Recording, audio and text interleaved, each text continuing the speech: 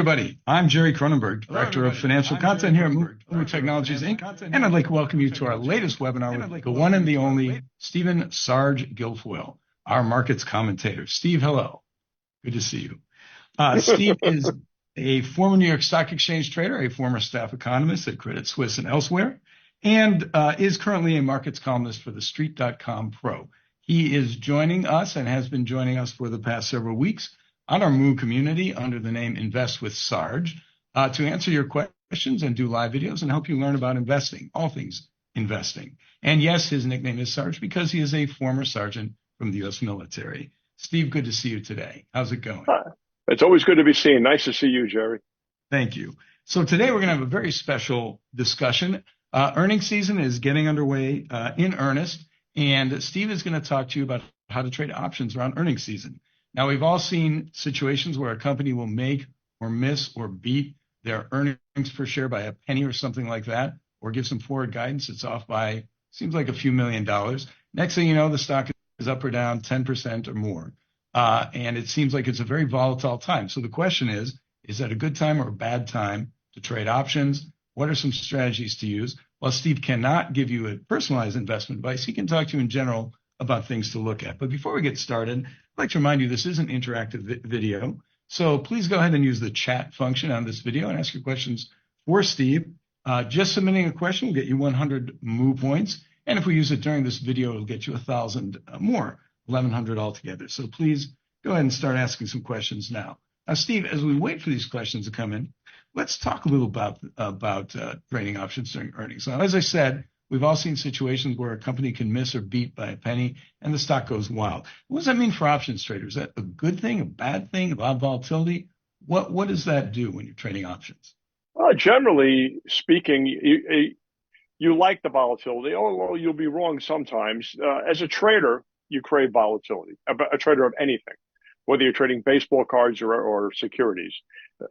When it comes to options, the lure is that you have the opportunity for outsized gains relative to your investment. You know, if let's say stock A goes up $10 on any kind of news, but stock A's calls that are closely in a strike price to the last sale of that stock would also go up, let's say $10, even if they only cost you $1 or $2.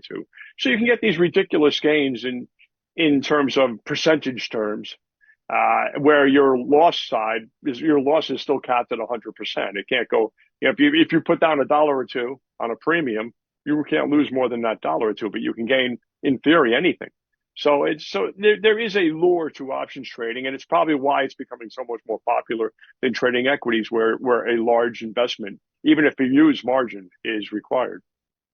Makes sense. Now let me ask you this: when you're trading options around earnings reports, what historically or typically is going to move the options? Is it earnings per share or revenues, forward guidance? What should I be looking at when I'm looking at the earnings results and deciding what to do, whether it's time to get into, out of an option? What are some things that you look at? Well, the same things you would look at as if you were trading the equity. It's really, you have to know what they're expecting, what the consensus view of Wall Street sell-side analysts are expecting in terms of profitability, in terms of sales growth, in terms of various levels of margin, whether it's gross margin, operating margin, net income margin. They all matter to some degree or another, and for some stocks they matter more for others. In a stock, let's say such as a utility or a well-known industrial, you want to see robust cash flows, robust operating and free cash flows, so that that they're comfortable in paying out the dividend that you might be invested in them to receive. Whereas, let's say a tech stock, or a stock that's related to the blockchain or something like that, you might not even be looking for profitability. You're really just looking for sales growth. And if you get the sales growth, it may not matter that they're not even expecting to be profitable for a couple of years, because that's not how the stock trades. The stock trades on momentum. So it's different for every security. Great. Let me ask you also in terms of earnings season. So if you want to try to take advantage of some volatility that might help you make money in options, when does that kick in? Is it day of the earnings report? Is it right after the earnings report, a week before? What's typical in your estimation?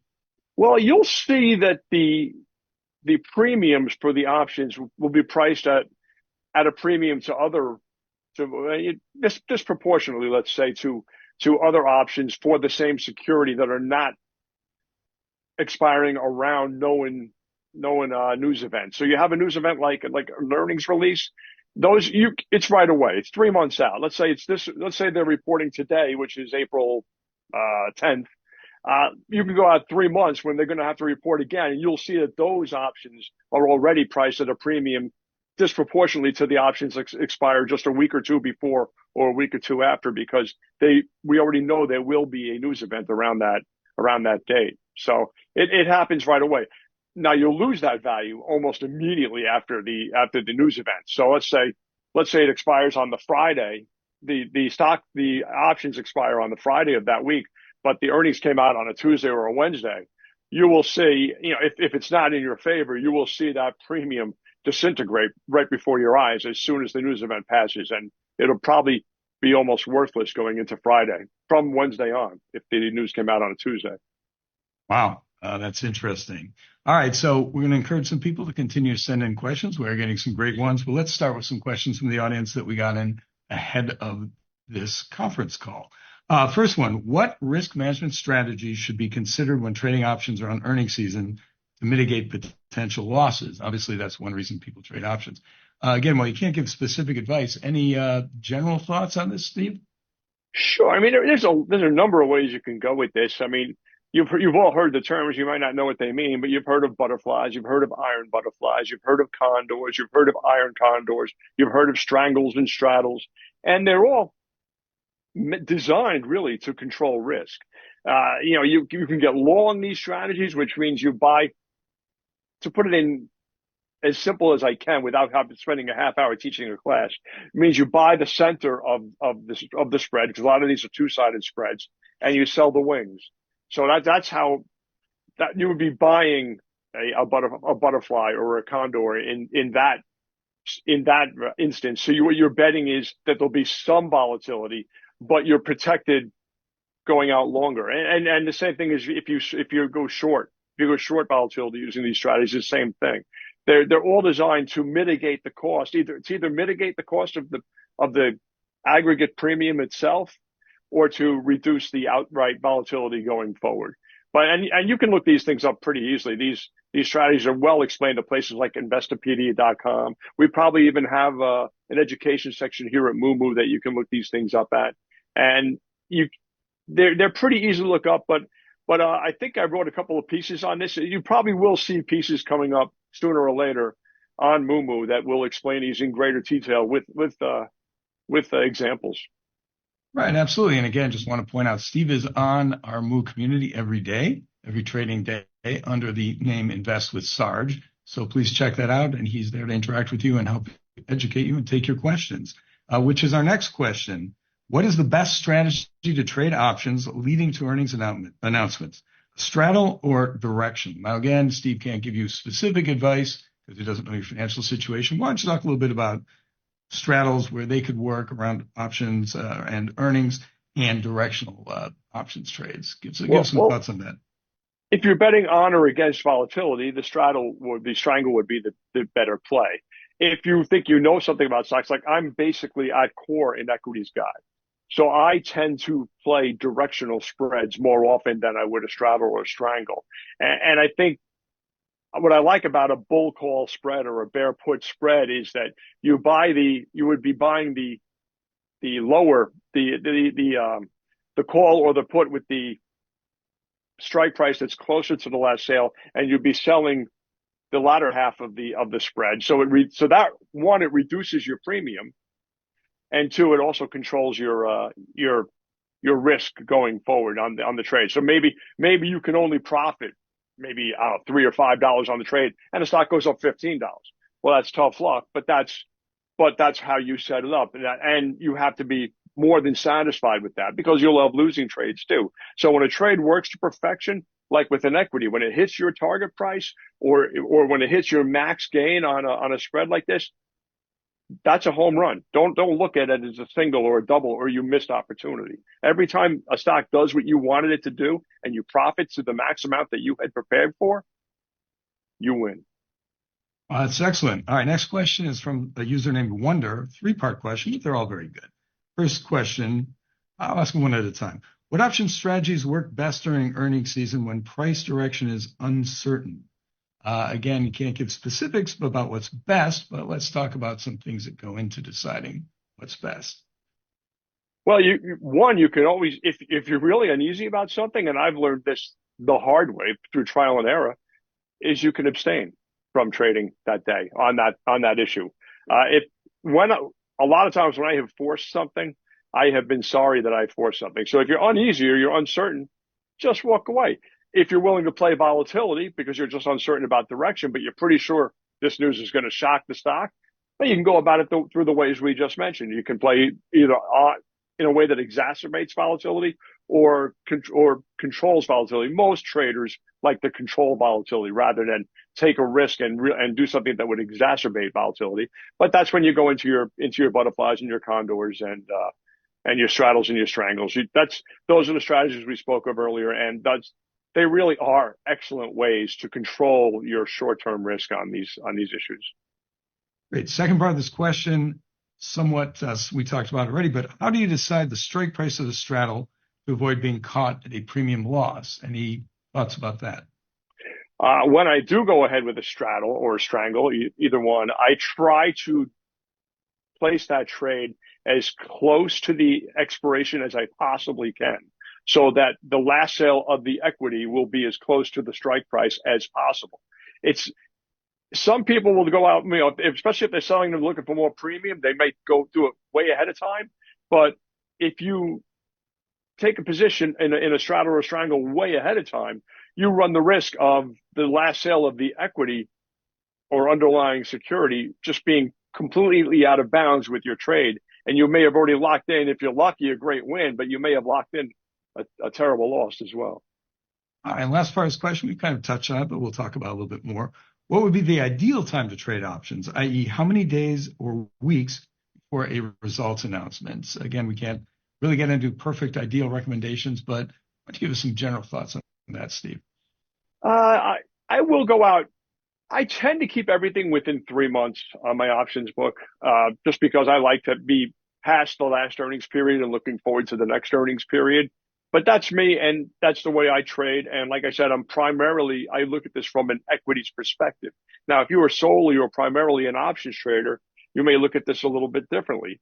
I know a lot of traders like to go out on leaps, go out into the distant future and let's say get long a stock you really don't have enough capital to get long very many shares of, but you want to take a directional shot out in the future, and that'll probably cost you something. And in most instances, you'll probably end up losing that premium. But if you have a little bit of a gambler in you and you see something that let's say trades for $7 or $8 or $9 right now, but you think, you know what, in a year and a half, this thing's going to be $100. There are some folks that would go out and buy, let's say, a $10 or a $15 call and out a year and a half if it goes that far, and they'll just put it on the back of their book and forget about it for a while until they hope the stock wakes up. Right. All right. Now you're going to put on your technical analysis hat, which is another of Steve's tools here. So, what key technical analysis metrics could be an accurate indication of trends approaching a company's earnings reports? Any thoughts on that one, Steve? Well, it's all the same technical patterns that you probably follow when you're tracking any security or any equity. I think I would base my options trades off what I see in the equity. So you're looking for every individual, you should have one or two or three patterns that you're good at recognizing and you're good at having some success with. So for me, that's cup with handles patterns. I've always had some great success identifying cups with handles. I've been identifying double tops or double bottom reversals, identifying head and shoulders patterns. Those types of things that usually signify a turning point or project a pivot point, which a pivot point is a point where a stock will either base resistance or support, depending which way you're going, or act as a catapult. You don't really know what's going to happen at a pivot point, but you know that the stock is going to go through something at that point because it's been there before, or because the pattern that you've seen suggests that something will happen at that point. So I think you want to use your standard technical analysis patterns and use fundamental analysis too. Don't just use technicals. I really believe that's an incomplete way of looking at stocks. I think you really want to use all three disciplines that you have available to you. Use your fundamental analysis, use your technical analysis, and use your macroeconomic analysis because macroeconomics front runs policy, and nothing probably impacts stocks more than policy. Great. All right. Here's a question from Dude That's Derpy. Like that name. Uh-oh. What market conditions best indicate a price is range bound and may benefit from selling premium in the form of an iron condor? Any thoughts on that? I would say anything like that comes after a move. Let's see, a stock has moved significantly one way or the other, and you're looking for a base of consolidation in that stock. Now, if you go back, look at any stock you guys want to look at. Look at a stock you trade often. You'll see when that stock has moved, more often than not, it goes through a basing period. Now, a basing period could be anywhere from 2 or 3 weeks to 8 months. It could be long. It could be short, but it's a period where it generally bounces off the same resistance and the same support over an extended period of time. Now, let's say you came out of a cup with handle pattern, you jacked it up after the pivot point, it goes sideways now, it trades sideways, which is the basing period of consolidation. Now that upper level of resistance, assuming you're long, is the new pivot. So that would be their next point where you're looking for a break. But by the same token, that support level would be a downside pivot. So there's two-sided risk here, but it also, assuming you'll get at least 3 or 4 bounces off of the same levels, which you usually do during these periods, that's when you can probably go out and play your game and play those levels against each other. One year, many years ago in Apache Oil, which is it still exists. I'm not recommending it or not recommending it. I had about 9 months of just regular profits in that one name. It was my best stock of the year, and it barely moved all year. It was just fantastic, and that can happen. All right, great. Next question from Jason Lim Chi Shern. I do understand that buying options limits your risk, but when it comes to earnings season, the volatility is high. The premium we pay also increases. May I know when should be the best time to trade options over earnings, i.e. when to buy, at what strike price to choose from, and the duration of the option? What is the most important thing to take note of if we buy options over earnings during earnings? So we touched on some of this, but any additional thoughts on that? Well, one thing to know is that the majority of options do expire worthless over time, over years. So if you consistently buy options, more times than not, you will lose your premium. If you consistently sell options, more times than not, now you can get into trouble with this, selling options if you can't cover those options, if you don't have the securities or the cash aside to make good. But more times than not, if you sell options, those premiums will expire worthless and you'll be able to pocket that money. So I think always keep that in the back of your mind. You don't want to go overboard buying options because most of them are going to expire worthless. Whether you have the wherewithal financially or emotionally to handle selling a lot of options, I can't answer for you because it is far riskier than buying options. But that is where most of the winning comes from unexpired options. Okay, great. And let's talk a little bit about a subject that is interesting to me with earnings. How do you get started? And we're getting some questions that I'm a newbie. How do I get started? I mean, again, you can't give specific advice. But let's say you wanted to begin options. I mean, what is a very basic option? A call, a put? What would your thoughts be on that? The most basic options, obviously, I think are, yes, calls and puts. A call is basically a bet that the stock would go higher with an expiration date and a strike price. A put is a bet that a stock will go lower with an expiration and a strike price. We used vertical spreads, as I mentioned, full call spread, bear put spread, in order to mitigate the risk on those. That's still pretty basic to put on those kinds of spreads. Uh, I think I would practice with really inexpensive stocks first, like sub $10 stocks with sub 50-cent premiums, and just get the hang of it first. Get the hang of investing. Fool around with vertical spreads before you go on to anything more complex, like we mentioned earlier in this broadcast. And once you're comfortable with all that, then you can move on to the hairy stuff and find out if you're really an options trader, because not everyone's an options trader, and there's no shame in that. Everybody's good, even at the professional level. Some guys are stock traders, some guys are bond traders, some guys trade currencies, and we're not all good at everything. And we find out where we're best at, through trial and error. And you folks at home who are doing this on the retail level, you don't have the mentors we had as we were going up through the ranks, because we did this within the structure of a corporation. So they brought along us newer guys when I was young. Probably we had it easier than you guys, who have to largely teach yourselves. And you have places like Moomoo to help teach you. So it is going to be difficult if you're just getting started. And I would prefer that you learn about the companies that you are going, even if you're not trading the equity, if you're only trading the options, learn about the companies. Don't trade in a company if you can't tell me what they do or what they sell or what their purpose is. Be able to say in a few sentences what the stock does. Know if the company's profitable. Know if they have positive free cash flows. These are very basic things. And if you can't answer those questions, you probably shouldn't be risking money on those names. That's why we're going to have you back to talk about fundamental analysis in the next few weeks, which I hope people join us with. Our next question is rather related, from Juan E.H. My question is, as a newbie, how much capital should I have to be ready to trade options? Now, of course, this is subjective and we can't give specific advice, but in general, what does it take to get started? What are low priced options going to set you back? If you lose all the money, let's say. It takes a little bit.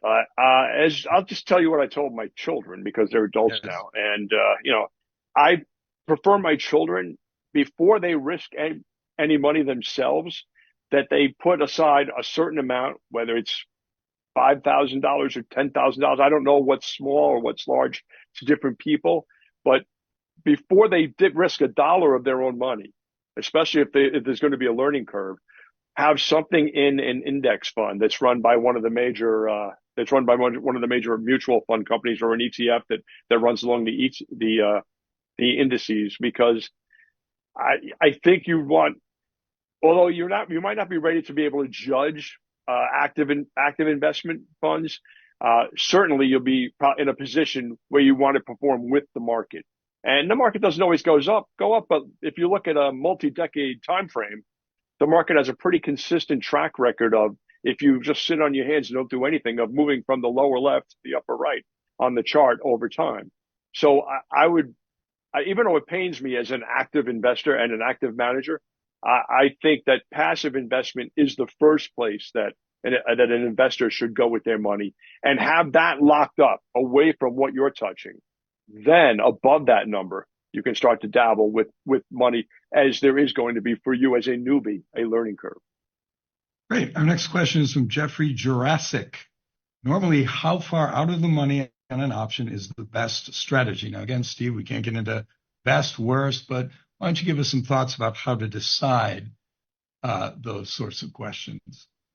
Well, it depends on the history of the stock, the history of the implied bill of volatility in the stock. Implied volatility, for folks that don't know, is a metric that's used to judge on how far we think an option will move or a stock will move upon a news event. So, most brokers, online brokers, will have this readily available, but you may have to look for it. It might not be readily available on your screen. You may have to look for it when you can choose how you want to lay your screen out. For most brokers, it's don't search implied or volatility, because you won't find it. Search IV percentage sign. And I think that with most brokers, you'll find implied volatility and have it on your option screen. This way it tells you, you know what, if I'm going out $5 on this thing and the implied volatility is $2.50, well, I'm probably going to lose my money. So you want to be at least in the ball game of what the math is. And the math goes, there's a lot that goes into these equations, implied volatility. You can figure it out for yourself, but I would actually have to open the textbook and read it to you because I can't do it from my mind. But it implies everything from from the price of the stock to the price of the premium to history to a bunch of other math terms. Great. Our next one is from Tracy Smith 90. Do you have any ins and outs tips? I'm assuming we're talking about when to enter, when to exit an options trade. And let's talk a little bit about that. You don't have to hold an option to expiration, right? You can trade it, right? Well, no, certainly not. Right. Certainly not. And yes, if you don't want to if you hold it to expiration, you actually run the risk of it being exercised on you, and you may end up with an equity position that you were not financially or mentally prepared to have. So right. In the case of buying an option, if you're long an option and that option is already up quite a bit, you might not want to risk losing those gains as you approach the expiration date. So you might want to take those profits. Conversely, if you have sold options, and let's say you sold them for $1 and that option's down to 5 cents and we still got 2 weeks to go till expiration, well, all you're risking now is that option coming back in price. So you're not going to hang out for 2 weeks just to make that last 5 cents, right? So I think there's absolutely no shame. In fact, I encourage taking profits in options before expiration dates come, unless you are almost certain that expiration will expire worthless. And that's for sellers of options, that is. Great. And again, we're just going to say we can't give personal advice. So when you say you encourage, that's more for yourself. Sorry about that. I talk about myself. I don't talk about you. I never say what you should do. I say what I do. Right. Absolutely. All right. And I have a question as well, which is, how do you fit in? So I do not trade options. How do you fit that into your overall combination, bonds, equities, what have you? And also, can you talk a little bit about, I understand one of the major advantages of options is that it gives you some leverage, right? You're looking at a stock, maybe the stock is $200. You can get and $200 a share, right? So you want to buy 1 share or 100 shares. That's quite a big commitment. Talk a little bit about how options give you the ability to plan the move of a stock at a lower cost. Well, I'll tell you what I did yesterday, which is just, I won't tell you the stock, but what I did yesterday was, there's a stock that's been going down lately. I'm long it, and I'm long it and I'm wrong it, you might say. And so what I did was I sold about 40% of my shares at a certain price. And what I did was I bought, because the options were trading cheaply, because the calls, the strike price 15 cents above where I made that sale was trading for only a few pennies. So it probably won't come to pass. Otherwise, the option premium would have been trading higher. But I figured, what's the harm? So I sold these shares at blank and 85 cents. And I bought 3 weeks out options expiring with a full dollar strike price. So I figured all I can do is lose. I already lost a little bit of money on this trade. I can only lose a little bit more. But if I'm wrong about trading out of these equities right now, I can always buy them back at that full dollar price because I've set myself up to do so. So I hedged my sale basically, and you can hedge. You can cover calls, which reduces you can use covered calls to reduce your entry price on an equity position. There's a number of ways where you can control net basis, but also there's a lot of ways you can use to finesse your out. I mean, one stock many years ago, again, I'm trying not to use the names of stocks, I actually bought the shares at a higher price than I sold them, but I had a net profit because of all the premiums I had sold on calls during the time I held the stock. So it is a great tool to be able to augment your equity positions with options positions, even if you are solely an equity trader. Great. Well, that's all the time we have now, but head on over to the Moo community all this week, and Steve will be taking some of the questions we did not get to, and check it out every day. He is there to help you trade and learn, and he can, again, not give you personalized advice, but he can explain concepts of technical analysis, fundamental analysis, options, and you're going to be back shortly. We're going to be talking about all of those things. So please join us for our next live event. And please check out everything on the Moomoo app every single day for the greatest and latest news and information on trading and investing. I'm Jerry Kronenberg. Thanks to everybody for watching.